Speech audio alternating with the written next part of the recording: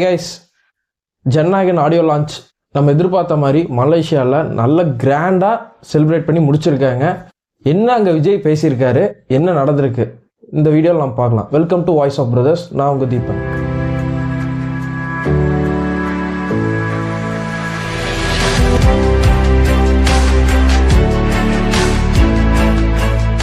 நம்ம தளபதி விஜய் மலேசியாவில் ஆடியோ லான்ச், ஜனநாயக ஆடியோ லான்ச்சுக்கு ஸ்பீச் எப்படி ஸ்டார்ட் பண்ணார்னா, அங்கே வந்திருக்கிற மாஸ் க்ரௌடை பார்த்து ஐயா செல்லங்களா ராசாங்களா யாரு சாமி நீங்களான்னு சொல்லி ஆரம்பித்ததுலேருந்து என் நெஞ்சில் குடியிருக்கும் அந்த ஒரு பர்டிகுலரோட அவரோட சிக்னேச்சர் வேர்டு இதில் இருந்து ஆரம்பித்தார். ஸ்ரீலங்காவுக்கு அடுத்து நம்ம தமிழ் மக்கள் வாழும் அதிக நாடான மலேசியா, இது ஒரு சினிமா மார்க்கெட்டில் மிகப்பெரிய மார்க்கெட்னு சொல்கிறாங்க. இந்த மார்க்கெட்டை பிடிச்சிட்டா நம்ம படம் சக்ஸஸ்.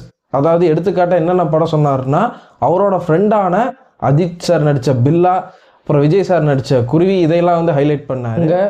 அந்த ஈவெண்ட்டை சக்ஸஸ்ஃபுல்லாக நடத்த ஆர்கனைஸ் பண்ண ஆர்கனைசர்ஸ், அப்புறம் மலேசியா கவர்மெண்ட், அப்புறம் சோஷியல் மீடியா நண்பிகள் எல்லாத்துக்கும் ஒரு பெரிய தேங்க்ஸை சொல்லி அவர் அடுத்த ஸ்பீச்சை கண்டினியூ பண்ணியிருக்காரு. என்னன்னா, தமிழ் சினிமாவில் நானும் ஒரு சின்ன புள்ளியாக இருந்தேன்னு சொல்லி அவர் சொல்லியிருக்காரு. ஆனால் சின்ன புள்ளியெலாம் இல்லை, அவர் தான் ஃபேஸ் ஆஃப் தமிழ்நாடு சினிமான்ற மாதிரி கரண்ட் ட்ரெண்டில் இருக்கார்.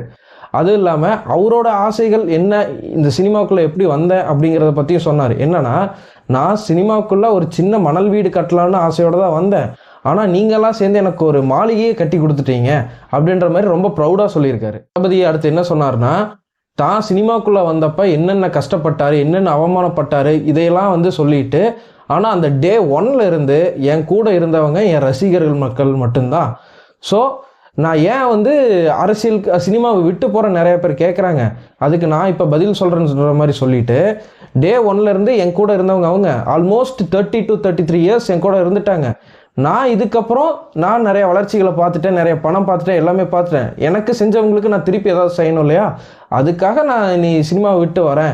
ஸோ இவங்களுக்காக நான் ஏதாவது திருப்பி செய்யணும்ல அப்படின்றத சொல்லிட்டு, அவங்களுக்கு எனக்கு ஒரு பிரச்சனைன்னு வரும்போது எல்லாரும் தேட்டரை நோக்கி நின்று எனக்கு ஆதரவு கொடுத்தாங்க. இப்போ நான் 33 வருஷத்துக்கு தாண்டிட்டேன்.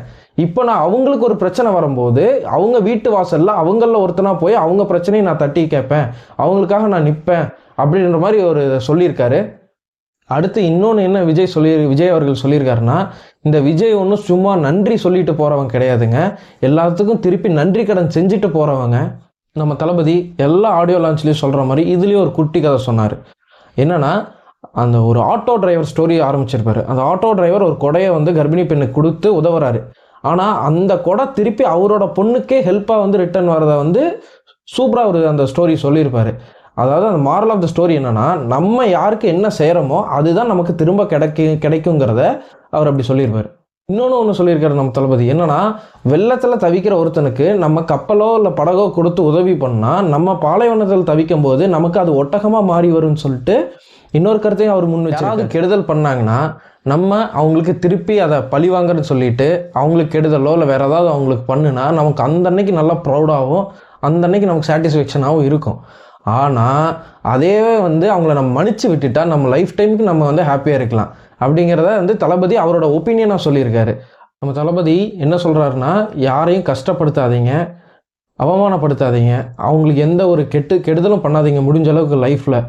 ஏன்னா அது நம்ம என்ன கொடுக்குறோமோ அது திரும்ப வரும். இது வரைக்கும் நான் சொன்ன எல்லாத்தையும், நான் பேசினது எல்லாம் பிடிச்சா எடுத்துக்கங்க, பிடிக்கலன்னா விட்டுருங்க அப்படின்னு சொல்லி ஒரு ஃப்ரீ அட்வைஸ் ஒன்று கொடுத்துட்டு போயிருக்காரு நம்ம தளபதி விஜய் அவர்கள். நம்ம அனிருத் இருக்கார் இல்லையா, அவருக்கு ஒரு பேர் வச்சிருக்காரு.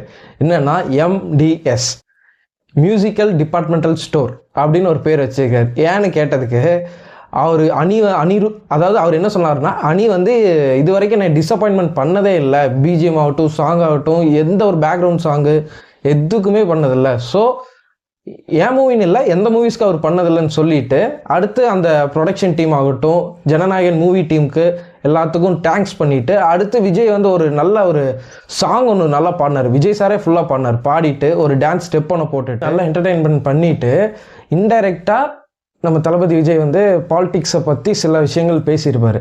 ஏன்னா நம்ம மலேசியா கவர்மெண்ட் போட்ட ரூல்ஸ் படி பார்த்தீங்கன்னா, டிவிகே அவங்க அந்த பேரோ இல்லை அதை கட்சி கொடியோ இல்லை அதை பற்றியோ விஜய் அங்கே பேசக்கூடாது, ஆடியன்ஸும் கொண்டு வரக்கூடாது, இந்த மாதிரிலாம் ரூல்ஸ் போட்டிருந்தாங்காட்டி நம்ம சார் விஜய் சார் டீசெண்டாக இன்டெரக்டாக பேசிட்டு அந்த ஈவெண்ட்டை முடிச்சிட்டாங்க. அந்த ஈவெண்ட் முடிக்கும்போது கத்தி படத்தில் வர அந்த சென்டிமெண்ட்டான சாங்கை போட்டு க்ரௌடே கூஸ்பம்ஸ் ஆகி க்ரௌடே பாடுச்சு. ஸோ விஜய் சார் அழுவாங்களான்னு எல்லாரும் அந்த கேமரா எல்லாம் ஃபோக்கஸ் ஆச்சு. ஆனால் விஜய் சார் அங்கே ரிப்ளை கொடுத்தாரு, நான் அழமாட்டேன் அப்படின்னு சொல்லிட்டு. ஸோ இந்த மாதிரி சக்ஸஸ்ஃபுல்லாக நல்லபடியாக முடிஞ்சது ஜனநாயகன் ஆடியோ லான்ச். இதுவே நம்ம விஜய் சாரோட கடைசி ஆடியோ லான்ச். எல்லாரும் வெயிட் பண்ணி பார்ப்போம் ஜனநாயகன் மூவி எப்படி வரப்போகுதுன்னு. ஸோ நான் அடுத்த நல்ல வீடியோவில் சந்திக்கும் வரை பை.